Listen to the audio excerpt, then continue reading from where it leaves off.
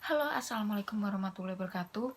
Okay, so I want to introduce myself. My name is Indi Arani, and then today I would like to present dramatic reading about Ghost. I will be Mrs. Alvin and Oswald. Mrs. Alvin, oh, but it will come right again, my dear precious boy. It is nothing but overwork. Believe me, that is so. Oswald, I thought so too at first, but it isn't so.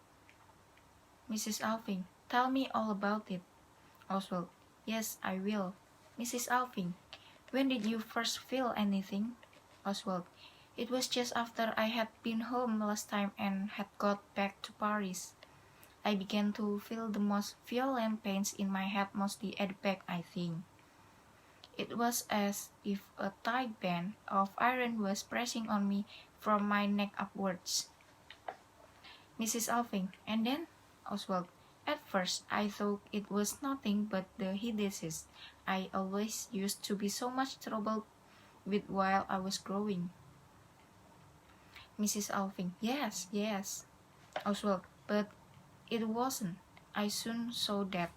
I couldn't work any longer. I will try and start some big new picture, but it seemed as if all my faculties had forsaken me, as if all my strengths were paralyzed.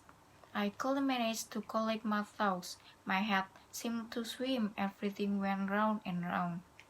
It was a horrible feeling. At last I sent for a doctor, and from him I learned the truth. Mrs. Alvin, in what way do you mean? Oswald, he was one of the best doctors there. He made me describe what I felt, and then he began to ask me a whole heap of questions, which seemed to me to have nothing to do with the matter.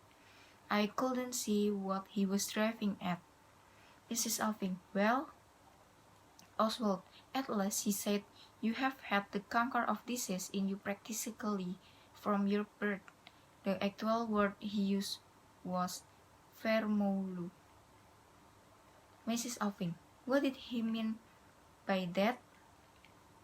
Oswald, I couldn't understand either, and I asked him for a clearer explanation, and then the old cynic said, oh. Mrs. Alvin, what did he say? Oswald, he said, the sins of the fathers are visited on the children. Mrs. Alvin, the sins of the fathers. Oswald, I nearly struck him in the face.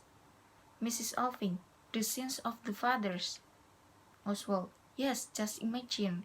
Naturally, I assured him that he thought was impossible. But do you think he paid any heed to me? No, he persisted in his opinion, and it was only when I got out your letters and translated to him all the passages that referred to my father.